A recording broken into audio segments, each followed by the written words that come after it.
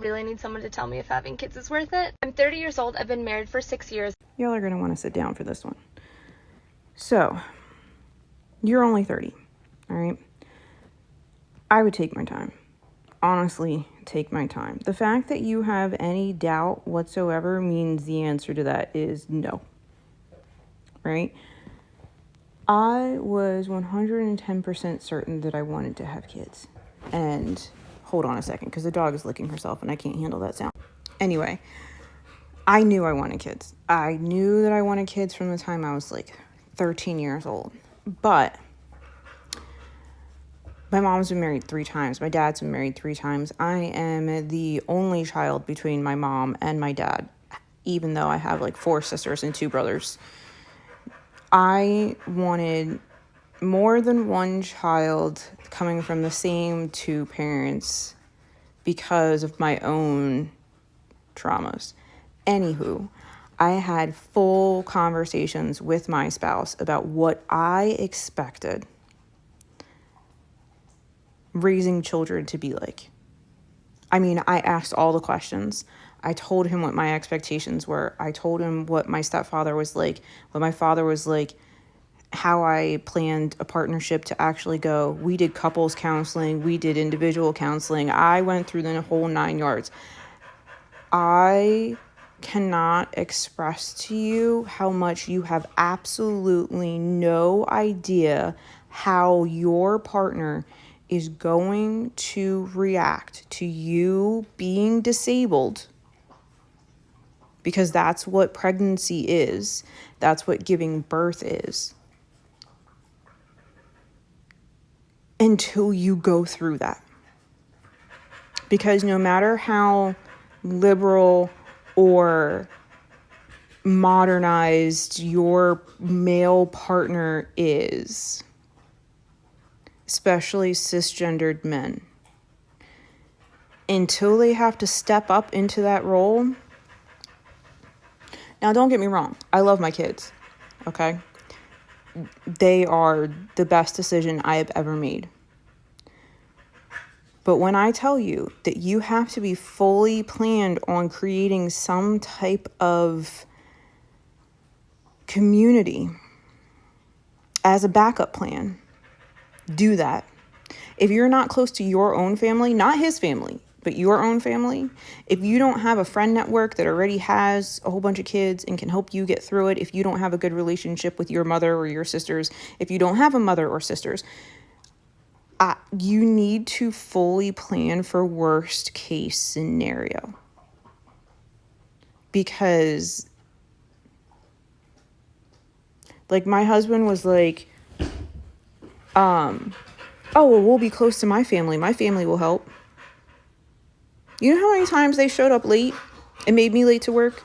You know how many times they were like, oh, we're going to go on vacation next week, last minute, when they were supposed to watch the kids while I work? Like, between my husband's lack of remembering to feed the children and his inability to take off from work whenever they were sick, which kids in daycare get sick all the freaking time, I could not keep a job to save my life because I had to call out all the time. And you know how well it goes when you have to call out to take care of your kids when you're canceling on patients?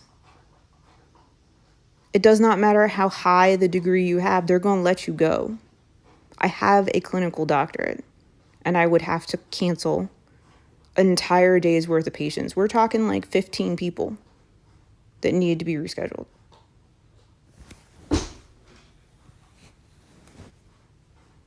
Okay? I have not worked since 2019. If I work, I need to have a stay-at-home job, something that I can work from home, because I have young autistic kids in school.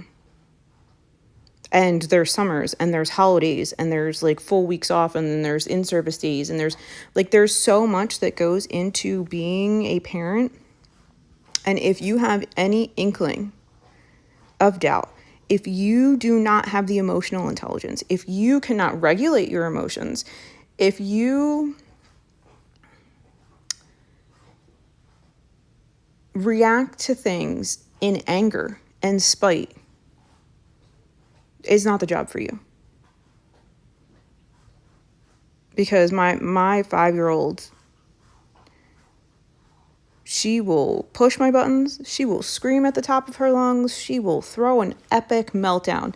And I have to stay calm throughout all that because she needs me to stay calm. My 7-year-old will have epic meltdowns because right now he's also autistic and he has an obsession with monster trucks right now, to the point where, like, if it's time to clean up, no matter how I transition this child, some days he can't transition. And it is hard. Parenting is hard. It's not sunshines and rainbows. Like, are there sunshines and rainbow moments? Absolutely. Because today I drove the oldest kid to camp, and we're listening to like the Minion soundtrack, and he goes, "Mommy, guess what?" And I go, "What?" And he goes, "You're my favoriteest mommy in the whole wide world." And that, like, whoo, there's nothing like that feeling. Absolutely nothing. They're the best thing I've ever done. They're also the hardest thing I've ever done. And that includes living in a foreign country without any family, going through higher education, teaching at a university, working in kitchens, you name it, I've done it. Ain't nothing harder than raising kids, especially when you don't have a network.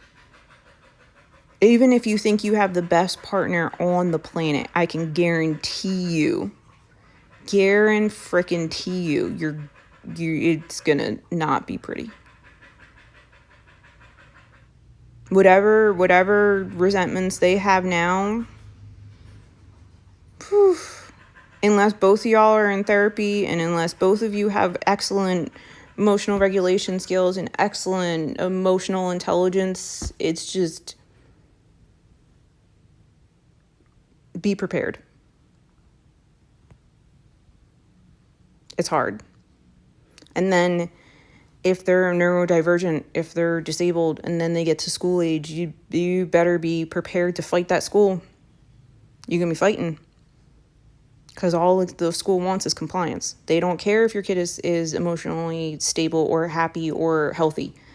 They just want them to follow the rules. So it's a fight. You're going to be fighting for 18 years. And if you're a good parent, you're going to be fighting for the rest of your life. So, buckle up.